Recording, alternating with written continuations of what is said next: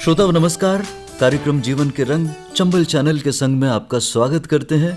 मेरा नाम है राजेश महावर और आज जो हमारे अतिथि हैं उनका परिचय आप जानेंगे तो प्रसन्न होंगे, क्योंकि जीवन में रोशनी देने का काम उनका है।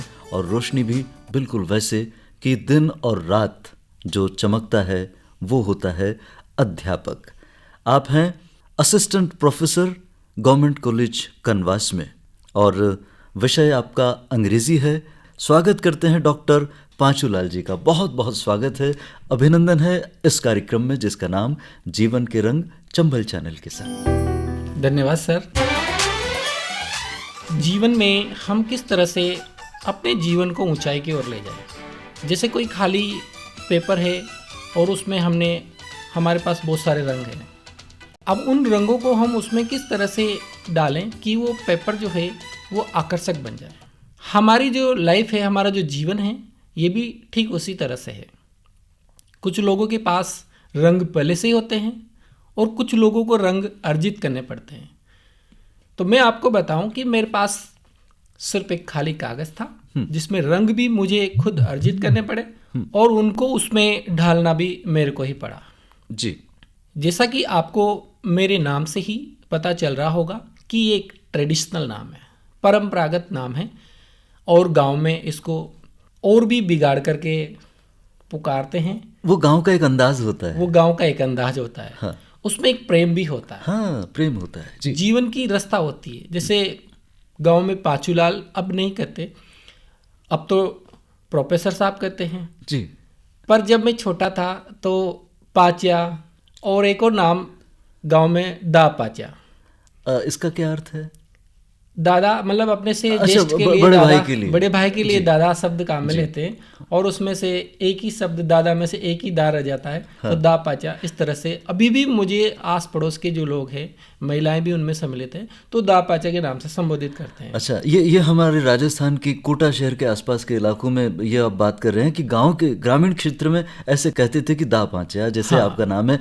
और हमें याद आता है कि जिक्र करते हैं हमारे बंगाल के जो कलाकार, उनका जैसे कुछ नाम है, जैसे मन्ना डे साहब, उनको कहते हैं मन्ना दा। किशोर कुमार जी हैं, उनको कहते हैं किशोर दा। हाँ। तो ये भी उसका एक भाव है, लेकिन वहाँ बाद में कहा जाता है। हाँ, वहाँ बाद में कहा जाता है और अपनी संस्कृति में इसको पहले कहा जाता है। यहाँ पहले कहा जाता है जी। तो श्रोताओं, ये जो बातें चल रही है, हालांकि ग्राम्य जनजीवन की बातें हैं, इनमें एक रस होता है और वहाँ से एक फूल जब खिलता है तो उसकी खुशबू दूर दराज तक फैल जाती है। वो कहते हैं ना, जंगल में मोर नाचा किसने देखा, मगर इंसान में और जंगल के मोर में शायद यही अंतर है कि अगर इंसान अपनी शिक्षा के बल पर चमक जाए तो फिर उसकी रोशनी दूर तक फैलती है। आज हमारे अतिथि इस कार्यक्रम में डॉक्टर पांचूलाल जी हैं।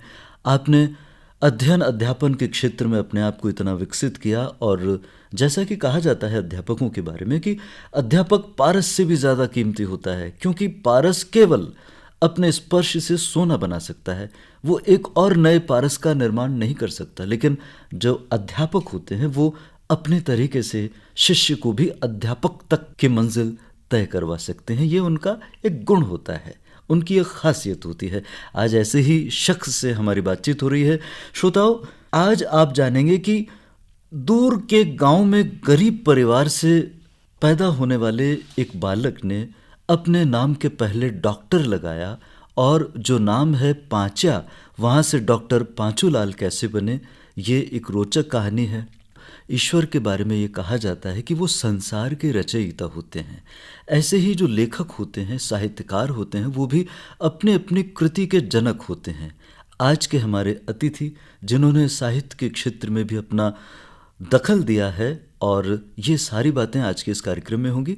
तो डॉक्टर पांचूलाल जी, आज के इस कार्यक्रम में हम आपसे और कुछ बातें करें, उसके पहले कुछ एक ऐसी कड़ी हम इस कार्यक्रम में जोड़ना चाहते हैं जिसे हम संगीत की, गीत की कड़ी कहते हैं। और आपकी पसंद का कोई एक गाना हम इसमें ज़रूर शामिल करना चाहते हैं, क्योंकि जो हमारे श्रोता हैं वो अक्सर ये समझते हैं कि अभी अध्यापक है तो शायद कहीं पढ़ाने ना लग जाए।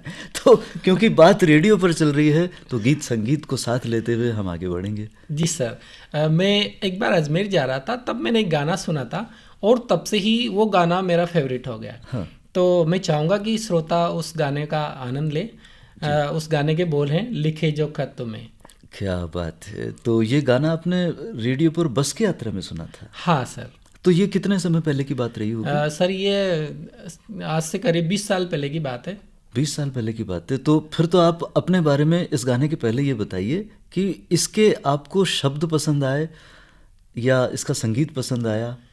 सर इसके शब्द और संगीत दोनों ही बहुत लाजवाब है।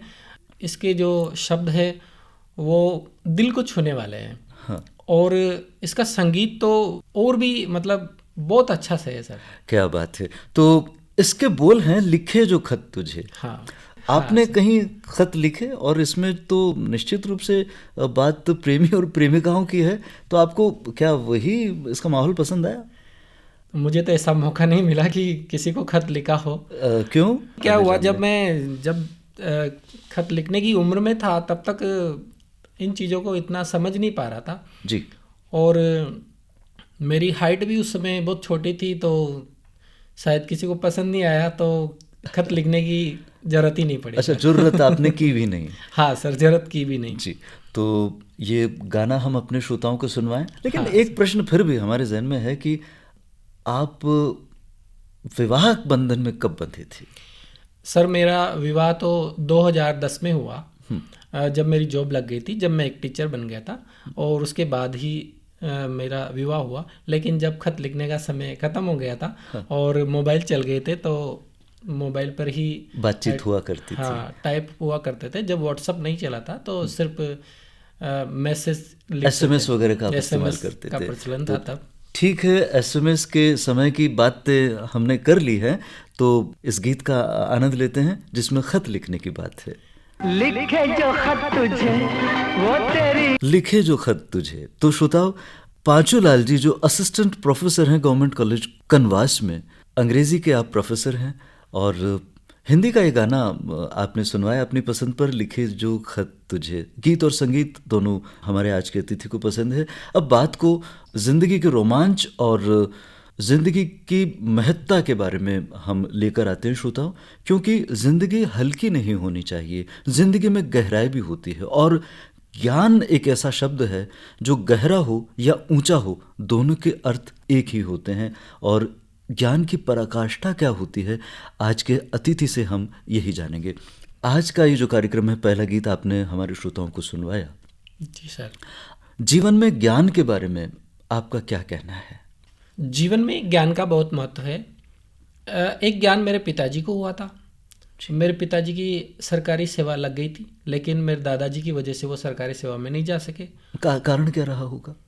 क्योंकि जब मेरे पिताजी की सरकारी सेवा में लगी तो उस ज़माने में अपने पुत्र को अपने से दूर जाना मतलब एक तरह से बहुत गलत समझा जाता था। यूँ समझा जाता था कि ये बाहर जा कर के बिगड़ जाएगा। तो मेरे पिताजी को सरकारी सेवा में, रेलवे की सेवा में नहीं जाने दिया, और वो बात मेरे पिताजी को हमेशा दुख देती रही। तो उन्होंने ये ठान लिया कि मैं किसी भी हालत में मेरे बच्चों को पूरी तरह से पढ़ाऊँगा और शिक्षा उनको मिलनी ही चाहिए।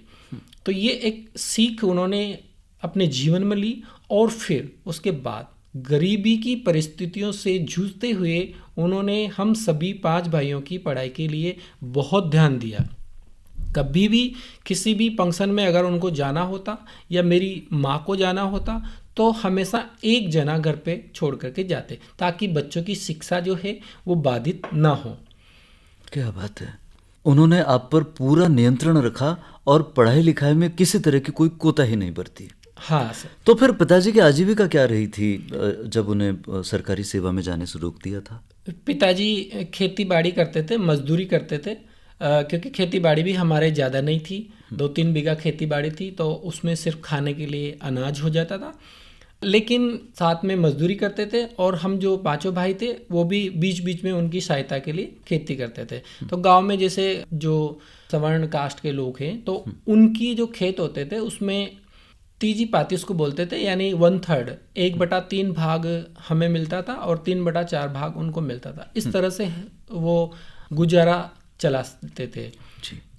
आपने गांव का जिक्र किया, और गांव में अभी आपने एक शब्द बोला, सवर्ण। हमारे आज की जो पीढ़ी है जो रेडियो शहर में रहते हुए सुन रही है वो इस बात को शायद कम जानते हैं, और गाँव में इस बात से वास्ता ज़्यादा लोग रखते हैं। गांव और शहर की जो जीवन है उसके बारे में क्या आप कुछ शब्द चित्र बना सकते हैं? देखिए, गांव और शहर में बहुत अंतर है। जीवन यापन गांव का और शहर का अलग अलग है। हम ये नहीं कह सकते कि शहर का जीवन अच्छा है और ग्रामीण जीवन खराब है। आनंद जहाँ व्याप्त हो वो जीवन अच्छा है। हाँ जी, दोनों ही जगह के अपने अपने फायदे हैं, अपने अपने मजे हैं। गांव में आदमी बिंदास होकर के जीता है, चिंता मुक्त बैठा रहता है। दो जने बैठेंगे आपस में, अगर वो बीड़ी सिगरेट भी पियेंगे तो उसी चीज़ में वो बहुत आनंद के साथ मतलब अपना 1-2 घंटे का समय व्यतीत कर लेंगे। जबकि शहर में हो सकता है कि आप बहुत बड़ी पार्टी कर रहे हो और वहाँ भी आपको बहुत फॉर्मेलिटी में रहना पड़े कि आपकी शानदार पार्टी चल रही है, वहाँ पे हाय हेलो चल रहा है, लेकिन फिर भी वो मज़ा नहीं आ रहा। आत्मीयता का अभाव है। आत्मीयता का अभाव पूरी तरह से यहाँ पे आपको देखने को नहीं मिल सकता। जी, डॉक्टर पांचूलाल जी, हम आपको डॉक्टर कह रहे हैं, हमें बड़ा अच्छा लग रहा है, क्योंकि ये जो उपाधि है ये आपने बहुत मेहनत से अर्जित की है। अगर आप शिक्षा में इतनी मेहनत नहीं करते तो हो सकता है आपके नाम के पहले श्री लगाकर आपको संबोधित किया जाता, लेकिन जब डॉक्टर लगाया जा रहा है तो आपकी मेहनत इसमें परिलक्षित हो रही है। आपके अध्ययन के बारे में हम आपसे जानकारी लेना चाहेंगे, क्योंकि आपने बताया कि आप ग्राम्य जीवन से आपने रास्ता तय करना शुरू किया और आज आप इस स्थिति तक पहुंच गए हैं जहां विद्या जीवन के प्रकाश के तौर पर काम में ले रहे हैं आप। जी सर, मैं शुरू से ही डॉक्टर बनना चाहता था। मेरा एक सपना था, मेरे पिताजी चाहते थे कि मेरा एक बेटा जो है डॉक्टर बने, क्योंकि गरीबी की वजह से क्या है, मेरे से पहले जो मेरे बड़े भाई थे तो वो डॉक्टर नहीं बन सके, हालांकि वो अध्यापक बने। लेकिन मेरे पिताजी का सपना था कि मैं डॉक्टर बनूं, लेकिन गरीबी की वजह से मैं डॉक्टर की पढ़ाई नहीं कर सका और साइंस जो फैकल्टी थी वो मैंने चूज़ नहीं की।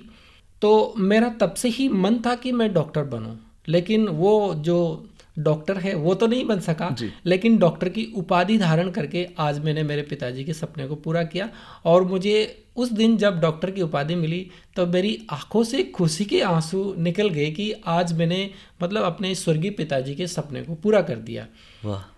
क्योंकि गरीबी वो चीज़ होती है कि मैं आपको 20 साल पहले की बात बताता हूँ। जब मेरे पिताजी, उनके पेट का ऑपरेशन अपेंडिक्स जो हो गई थी और पिताजी जो है कोटा महाराव भीम सिंह हॉस्पिटल में भर्ती थे, तब मैं हमारे गांव के ही जो दुकान होती है वहाँ पे सामान लेने के लिए गया किराना का, क्योंकि वो होली का त्यौहार था। तो घर पे माँ ने कहा कि जा अपने वहाँ से सामान लेते हैं, तो वहाँ से सामान लेके आए।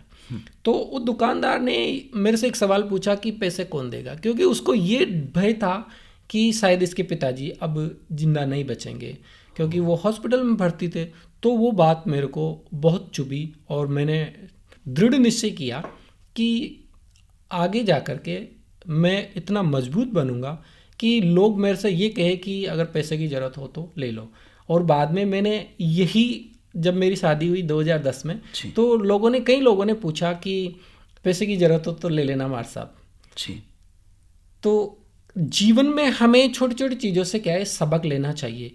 एक और मैं उदाहरण आपको दूं, जब मैं पढ़ने में शुरू से इतना इंटेलिजेंट नहीं था, लेकिन मेरी माँ ने, जब मैं 10th क्लास में पढ़ता था तो मेरी माँ और मेरे बड़े भाई ने ये कहा कि अगर तुम 10वीं में फर्स्ट डिवीज़न पास हो जाओगे तो हम तुम्हें 100 रुपये देंगे।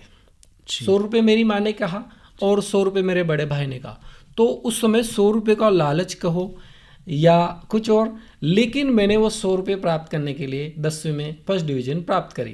क्या बात और है। मुझे बहुत खुशी मिली। तो आपको 100 रुपये मिले? हाँ, मुझे 200 रुपये मिले। 100 रुपये मेरे भाई ने दिए और 100 रुपये मेरी माँ ने दिए। क्या बात है। तो ये पुरस्कार हमें प्रेरित बहुत करते हैं, प्रोत्साहित बहुत करते हैं। लेकिन आपने एक शब्द का प्रयोग किया कि स्थिति गरीबी की थी। ये जो गरीब शब्द है ये अपने आप में कितना विस्तार रखता है? वैसे तो ये शब्द जो है, गरीबी जो शब्द है, अपने आप में बहुत बड़ा शब्द है, लेकिन अगर हम चाहें तो इस शब्द से मुक्ति प्राप्त कर सकते हैं। ऐसा नहीं है कि हम गरीब पैदा हुए हैं और गरीबी मरेंगे, हम मेहनत करके उस गरीबी से छुटकारा प्राप्त कर सकते हैं। मैं आपको बताऊं, जब मैं 10वीं पास की, जब मैं फर्स्ट डिवीजन पास हुआ, उसके बाद जो 2 महीने की 1.5 महीने की छुट्टी लगती है, गर्मी की छुट्टी, उन छुट्टियों में मैं काम करता था और मेरा डेली का रूटीन था, मैं तरबूज लाता था। पास में ही जो पाटन कस्बा है वहाँ से 20-30 किलो तरबूज लेके आता और गर्मी में उन तरबूज को बेचता था। सर पे तगारी रख करके मैं उनको बेचता था और मेरे को 20 रुपये रोज़ के प्रॉफिट मिल जाते थे। और जब वो 20 रुपये का प्रॉफिट मेरे 600 रुपये के लगभग मेरे इकट्ठे हो गए, 200 रुपये मेरी माँ और भाई ने दिए थे, 800 रुपये इकट्ठे हो गए और उस समय मुझे 200 रुपये छात्रवृत्ति के मिले। तो इस तरह से मैंने एक साइकिल खरीदी। वाह वाह, क्या और उस साइकिल को लेकर के मुझे बहुत गर्व महसूस हुआ। तो जब गरीबों के पास जब साइकिल नहीं हुआ करती थी, तो मेरे पास जब साइकिल आई तो मुझे लगा कि इस गरीबी से हम छुटकारा पा सकते हैं। अगर इतनी छोटी सी मेहनत करने से ही मेरे पास साइकिल हो सकती है, और अगर ज़्यादा मेहनत करूं तो मेरे पास कार भी हो सकती है, तो मेरे पास बाइक भी हो सकती है। तो गरीबी शब्द जो है उसको हम दूर कर सकते हैं, लेकिन हमें इसके लिए प्रयास करने पड़ेंगे, मेहनत करनी पड़ेगी। क्या बात है, क्या बात है। आपकी बातें वाकई में बहुत प्रेरक हैं और बात यही है कि यदि हमारे श्रोता इस बात को परिवार सहित अपने बच्चों को साथ में रखकर सुनेंगे तो प्रेरणा यकीनन मिलेगी। एक शब्द आपने और कहा था, ठेस। दुकानदार ने अपने शब्दों से आपको ठेस पहुंचाई। ये ठेस और ठोकर जो होती है, ये कभी तो गिरा देती है, तोड़ देती है और कभी बहुत मजबूत बना देती है। आपके लेखन के बारे में भी हम आपसे जानेंगे, पर जो आपका लेखक हृदय भी है वो इस शब्द को किस तरह से व्यक्त करता है कि ठेस व्यक्ति को क्या से क्या बना देता है। देखिए, जब हमें चोट पहुंचती है जिसको हम ठेस कहते हैं, तो वो ठेस हमें या तो आगे की ओर ले जाती है या पीछे की ओर ले जाती है। हमारे दिमाग में हमेशा 2 तरह के घोड़े दौड़ते हैं। एक नकारात्मक है जो आपको पीछे की ओर ले जाता है, और एक पॉजिटिव है, सकारात्मक, जो आपको हमेशा आगे की ओर ले जाता है।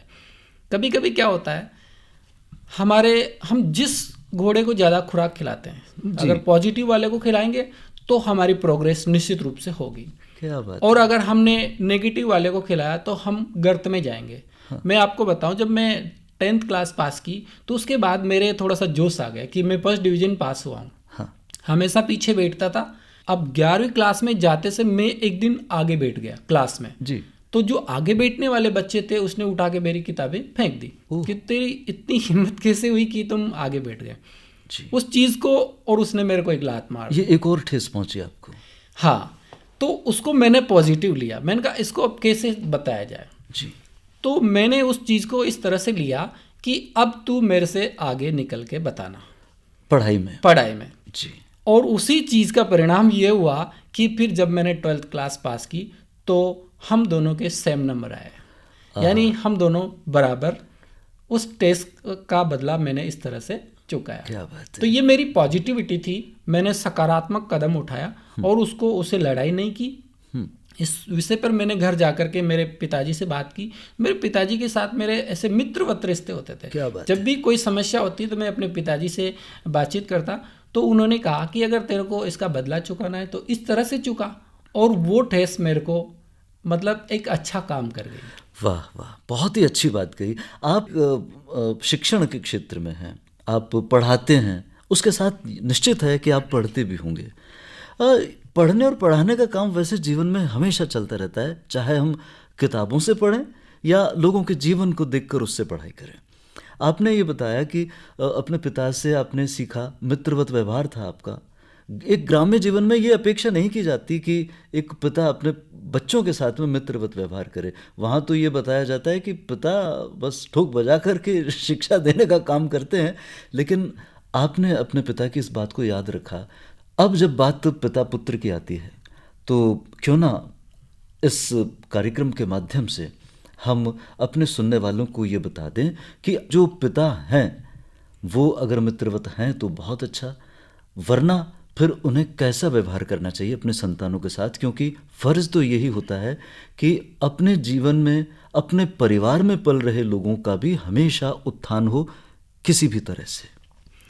देखिए सर, इसमें ये है कि जब बच्चा वयस्क हो जाता है, जब वो 10th पास कर लेता है, तो वो अपने पिताजी से और पिताजी को अपने बच्चे से मित्रवत व्यवहार करना चाहिए, क्योंकि उसके सामने वैसे ही बहुत सारी समस्याएं रहती है। क्योंकि जो किशोरावस्था है उसके बारे में स्टैनली हॉल ने कहा है कि ये संघर्ष और तूफान की अवस्था है। अब जब बच्चे के सामने पहले ही संघर्ष और तूफान है, अब पिताजी का अगर उस पर ज़्यादा रोब रहेगा तो वो संघर्ष और तूफान में और ज़्यादा जो है एक चक्रवात और आ जाएगा और इस तरह से वो अपना विकास नहीं कर पाएगा।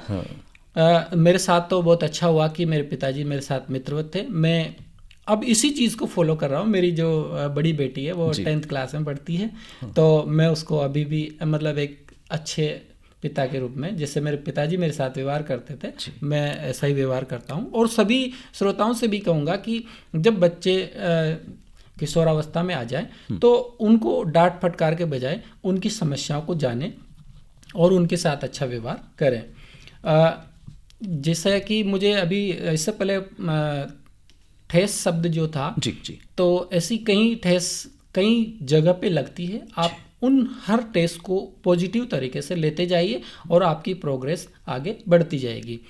तो मेरी कहानी मैंने लिखी थी शिल्पकार की कला, तो उसमें शिल्पकार जो एक गुरु होता है, तो किस तरह से कौन सी स्टेज पे मुझे उन शिल्पकारों ने तराशा और मैं आगे बढ़ता गया, इसी पे वो कहानी है।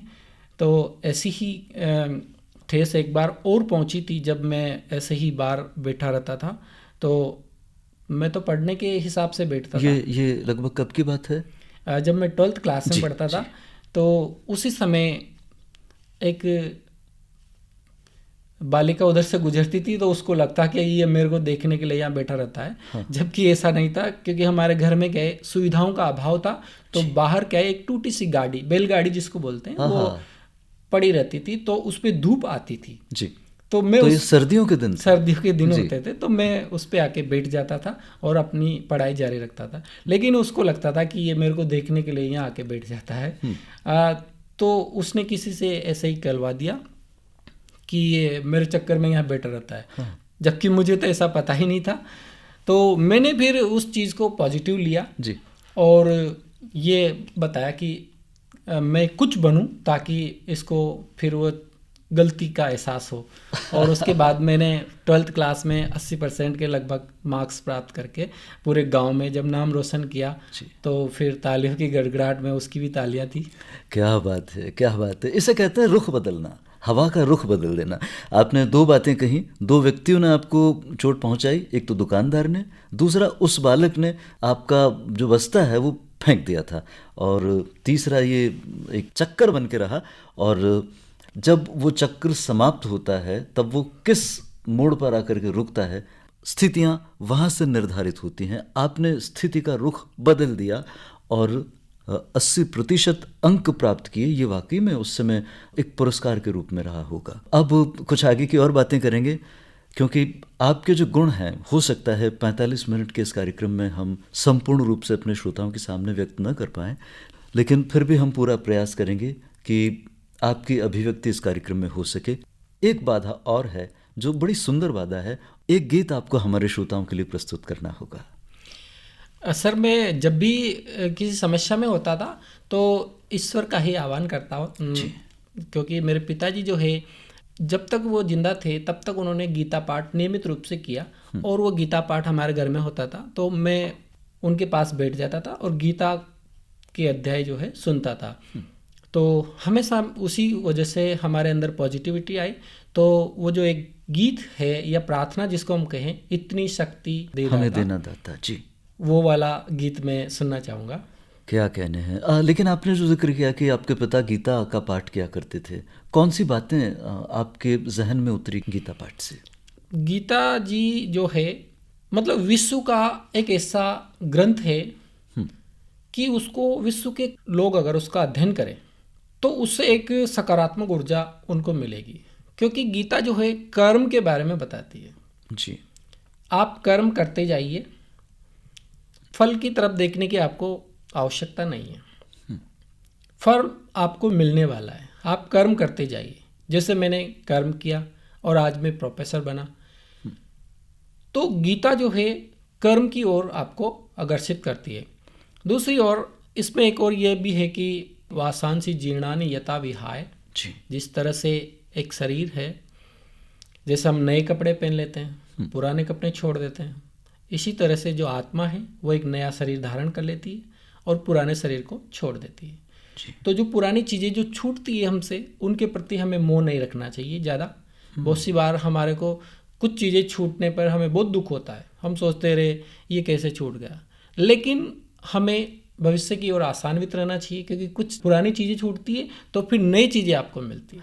क्या कहने क्योंकि इसके लिए कहा है कि किसी जगह पर पहुंचने के लिए किसी जगह को छोड़ना पड़ेगा। हाँ, यदि हम सीढ़ी पर चढ़ रहे हैं और पहली सीढ़ी से अगर हमें मोह हो जाएगा तो फिर हम दूसरी सीढ़ी पर पांव रखने के बाद तीसरी सीढ़ी पर नहीं चढ़ पाएंगे। जी सर, बिल्कुल ये सही है। जी, तो फिर आपकी पसंद का ये गीत या यूं कहें ये प्रार्थना।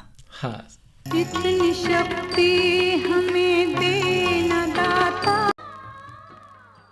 बहुत ही सुंदर प्रार्थना आपकी ओर से हमने श्रोताओं को सुनवाई, और इसको सुनने के साथ ही एक और नई प्रेरणा जागती है कि अगर हम इसको संगीत के तौर पर सुने तब भी मधुर लगता है, और इसके शब्द को हम अगर महसूस करें तब और सुंदरता बढ़ती चली जाती है। आपसे लगे हाथों हम एक बात और पूछना चाहेंगे कि जीवन का आनंद हम उसे किस तरह से देख सकते हैं? जीवन का आनंद सभी लोगों के लिए अलग अलग तरीके से होता है। किसी को पैसा कमाने में आनंद मिलता है, जी किसी को पैसा खर्च करने में आनंद मिलता है, हाँ, किसी को सामाजिक कार्यों में आनंद मिलता है। मैं यहाँ पे ये कहना चाहूँगा कि जिस कार्य को आप कर रहे हो, सबसे पहली चीज़ आपको उसमें आनंद मिलना चाहिए। वाह, मैं आपको बताऊं, जब मैं टीचर था, प्राइमरी टीचर था, और मैं तैयारी प्रोफेसर की कर रहा था, तब मुझे प्राइमरी टीचर में ही आनंद मिलता था।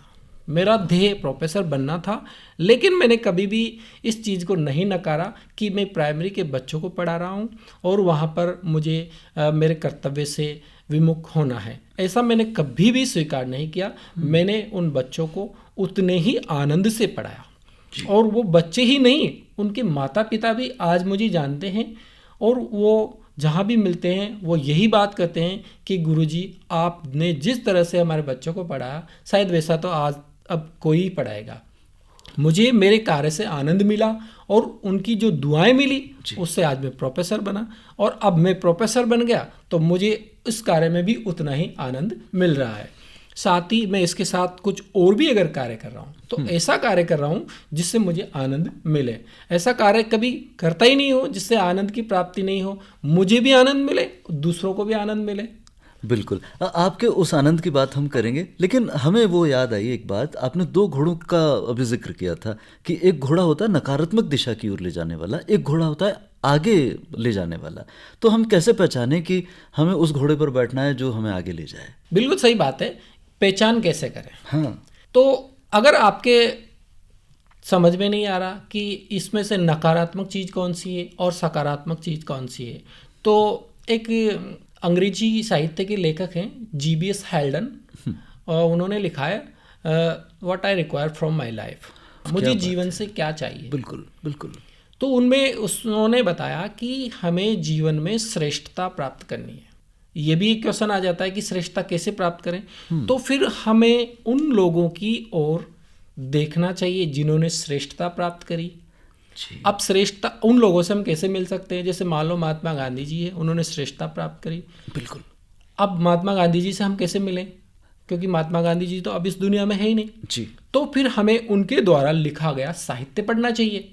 उन्होंने साहित्य लिखा, उसमें लिखा कि आपको इस तरह से कार्य करने से आप जीवन में श्रेष्ठता प्राप्त कर सकते हैं। तो आपकी जो पॉजिटिविटी है, सकारात्मकता वाले घोड़े की जो बात है, तो उसके लिए हमें अच्छा साहित्य पढ़ना पड़ेगा, और साहित्य पढ़ करके फिर उससे कितने लोगों को फायदा हुआ, उन चीज़ों को आत्मसात करना पड़ेगा। क्या बात है, ये है जीवन का यथार्थ ज्ञान। अब आपने गांधी जी के लेखन की बात की, अब हम आपके लेखन पर आते हैं। आपके जो शौक रहे वो क्या क्या रहे, और लेखन किस किस तरह का आपने किया, और लेखन आपको किस तरह से आनंद देता है, और उसके पीछे ये भी कि लेखन से आप क्या लोगों तक पहुंचाना चाहते हैं। देखिए, मैं जो बताना चाहूँगा आपको कि जब हम मानते हैं कि हम आगे बढ़ना चाहते हैं जी, तो हमारे सामने कोई ना कोई आइडल होता है, आदर्श होता है। बिल्कुल। जो मेरे से 4 बड़े भाई थे वो मेरे लिए आइडल थे, आदर्श थे, और उनको मैं फॉलो करता था। क्योंकि आजकल की जो ज़िंदगी है उसमें अगर देखा जाए तो ये है कि जैसे मान लो गांव के ही 2-3 भाई हैं, कहीं बाहर पढ़ रहे हैं, तो मुझे नहीं लगता कि वो एक साथ रहते होंगे। सब अपने अपने हिसाब से अलग अलग रहते हैं। लेकिन हमारे टाइम पे ऐसा नहीं था।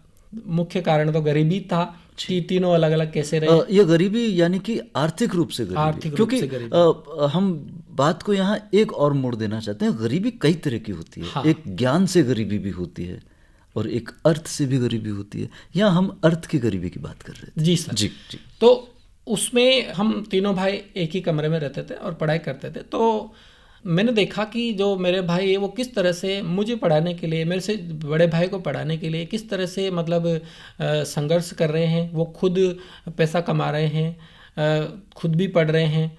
तो इस तरह से फिर उसी से प्रेरणा मिली मुझे, और बाद में मैंने लेखन कार्य भी स्टार्ट किया। और लेखन कार्य का यही है कि जो देखा वो फिर उसमें चिंतन किया, आत्मचिंतन जिसको कहते हैं वो किया। और मेरी पहली कहानी जो है मैंने लिखी आहा जिंदगी, जिसमें जिंदगी के 2 रूप दिखाए गए हैं। आमने सामने 2 रूप है। एक तरफ है आलीशान जिंदगी, आलीशान मकान जिस पे लिखा हुआ है शांति विला जी। और दूसरी तरफ उसी के सामने झुग्गी झोंपड़ी बनी हुई है। तो उस झुग्गी झोंपड़ी में जो है सुबह का समय है, जब प्रातः भ्रमण के लिए मैं निकला, तब मैंने उस छोटे से दृश्य को देख करके एक छोटी सी कहानी लिखी। क्या बात है। सामने शांति विला लिखा है, उसके लोग जो है शांति से सो रहे हैं, ऐसी चला के सब सो रहे हैं, कोई जाग नहीं रहा, और 7 बजे का समय। जबकि दूसरी ओर जो है झोपड़ी में महिला खाना बना रही है, गर्मा गर्म रोटियां बना रही है, और उसके जो पति है वो सिलबट्टे पे मिर्ची पीस रहे हैं, और जो उसके 2 छोटे छोटे बच्चे हैं। तो एक बच्चा जो है कटीली झाड़ी लेकर के आ रहा है जिसको कि चूल्हा जलाना है जी। और दूसरे बच्चे ने एक टूटी हुई चप्पल को उछाल रखा है। हाँ। वो उसके लिए मतलब आनंद की बात है, और वो दोनों बच्चे उस चप्पल को उछालते हुए वो लकड़ी ला रहे हैं। तो मतलब उनको कितना आनंद आ रहा है, और मतलब एक फैमिली के साथ कितना मज़े से वो रह रहे हैं।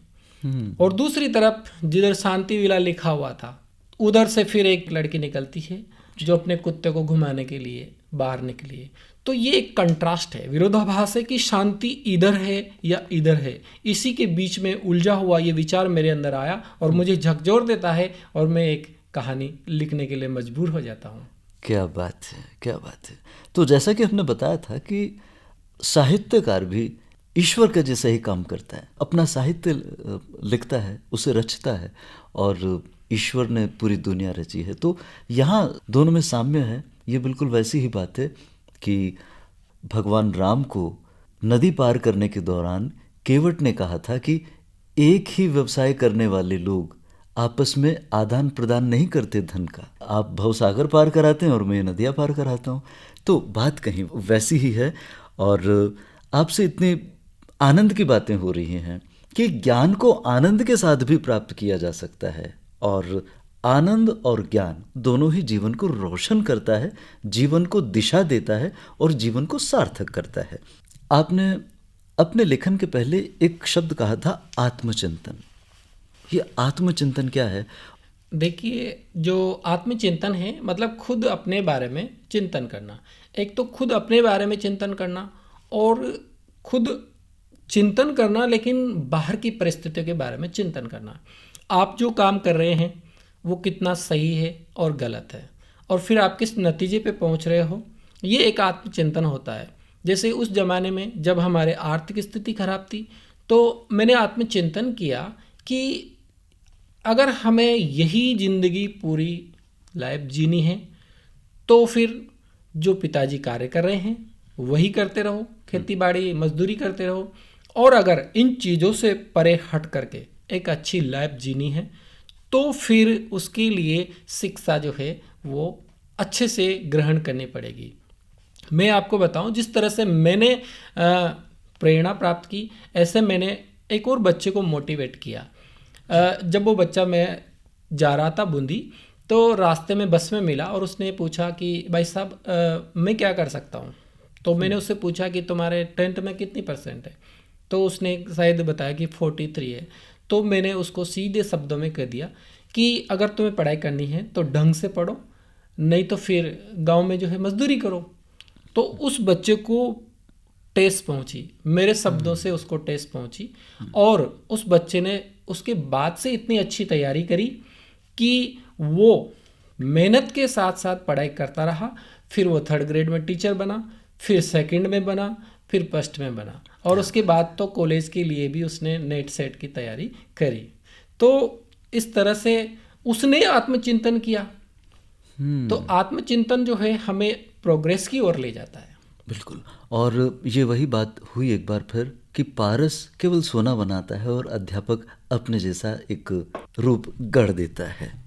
तो श्रोताओ, आज के इस कार्यक्रम में हमारे साथ डॉक्टर पांचूलाल जी, आप असिस्टेंट प्रोफेसर हैं गवर्नमेंट कॉलेज कनवास में, और आपसे जो बातें हुई, जीवन के उस रंग को लेकर बातें हुई कि हम आगे तो खुद बढ़ते ही हैं, लेकिन हमारा ध्येय, हमारा उद्देश्य ये भी होना चाहिए कि हमारा समाज जिसमें हम रहते हैं वो भी उत्तरोत्तर प्रगति कर सके। आज हमारे अतिथि का यही रंग था, जीवन के रंग चंबल चैनल के संग कार्यक्रम में। आपसे चलते चलते एक बात और पूछना चाहेंगे कि जीवन का रंग आनंदमयी कैसे हो? जीवन को हम जैसा बनाना चाहते हैं वैसा बन जाता है। किसी भी चीज़ में अगर आपको आनंद आ रहा है तो आप वो कार्य कीजिए। लेकिन कभी कभी क्या होता है कि आनंददायी कार्य करने के लिए हम गलत राह पे चले जाते हैं। आजकल की युवा पीढ़ी की ये सोच है कि हमारे पास जब एंड्रॉयड फ़ोन होगा तब हम मज़े करेंगे, उसमें अच्छे से रील्स देखेंगे या कुछ और करेंगे, लेकिन वो आनंद नहीं है। आप अभी विद्यार्थी हैं, आप विद्यार्थी जीवन का आनंद लीजिए। बिल्कुल। आपके पास 10 रुपये हैं, आप 2 मित्र हैं, आप 5-5 रुपये में समोसा खाइए और उसमें भी उतना ही आनंद लीजिए जो कि एक 5 स्टार होटल के लोग जो है वो वहाँ पे चाय या कॉफ़ी पी करके ले रहे हैं। आप ये मत सोचिए कि एक समय ऐसा आएगा कि जब हमारे पास खूब पैसे होंगे, सब कुछ बढ़िया होगा, तब हम आनंद लेंगे, क्योंकि तब आप आनंद नहीं ले सकोगे। तब आपके पास जिम्मेदारियां इतनी आ जाएगी कि आप आनंद को भूल जाएंगे। तो आनंद हमें अपने आसपास का जो वातावरण है उसमें रह करके लिया जा सकता है। अगर हम विद्यार्थी हैं तो विद्यार्थियों के बीच में आनंद ले सकते हैं, हम शिक्षक हैं तो बच्चों को पढ़ा करके आनंद ले सकते हैं। जरूरी नहीं कि हम कहीं और इससे बेटर स्थिति में जा करके आनंद लें। क्या बात है। तो श्रोताओ, एक शिक्षक जीवन के बारे में बहुत अच्छी तरीके से वर्णन कर सकता है, जैसा कि आज के इस कार्यक्रम में हुआ। हालांकि इतने छोटे से लम्हे में जीवन को संपूर्ण रूप से समेटना बड़ा मुश्किल है, मगर आनंद लेना कोई मुश्किल नहीं। आनंद हमें लेना चाहिए, जैसा कि इस कार्यक्रम में आप सभी ने लिया होगा। अब आपको ये कहें, आज के इस कार्यक्रम में हमारे अतिथि थे डॉक्टर पांचूलाल जी, assistant professor government college Kanwas से। आज का कार्यक्रम आपको कैसा लगा आप ज़रूर बताइएगा। हमारा ईमेल enjoyairkuta@gmail.com। ये था कार्यक्रम जीवन के रंग चंबल चैनल के संग। तो स्टूडियो में आकर और अपने जीवन के बारे में छोटी ही मगर महत्वपूर्ण बातें बताने के लिए आपका बहुत बहुत धन्यवाद। धन्यवाद सर। तो श्रोताओ, ये था आज का जीवन के रंग चंबल चैनल के संग। आज के इस कार्यक्रम में हमने ये सीखा कि हमें जीवन की हर एक परिस्थितियों का स्वागत करना चाहिए और उसका आनंद लेना चाहिए। जैसे हमारे आज के अतिथि ने शिक्षा ग्रहण करने के साथ साथ मजदूरी करने के काम का भी आनंद लिया, बिल्कुल वैसे जैसे महान फिल्मकार पृथ्वीराज कपूर ने अपने बेटे राज कपूर को असिस्टेंट की हैसियत से काम दिया, और राज कपूर भी अपने काम पर लोकल ट्रेन की यात्रा करते हुए गए। श्रोताओ, जिंदगी के उतार चढ़ाव के दौरान यदि हम भी अपनी बुद्धिमत्ता, अपनी कुशलता का उपयोग करेंगे तो हमें भी सफलता जरूर मिलेगी। अगर संभव हो तो जीवन का एक दिन इस अनुभव को लेने में गुजारिए। किसी मजदूर के चौराहे पर जाकर बैठिए और एक दिन किसी के घर काम पर जाइए और उसका वो दाम लीजिए जो वो देते हैं। दाम चाहे कम मिले, लेकिन जीवन का अनुभव, जीवन की एक नई दिशा हमें जरूर मिलेगी। इस कार्यक्रम के संयोजक थे हरिओम मीणा। राजेश महावर को भी अब दीजिए अनुमति। नमस्कार।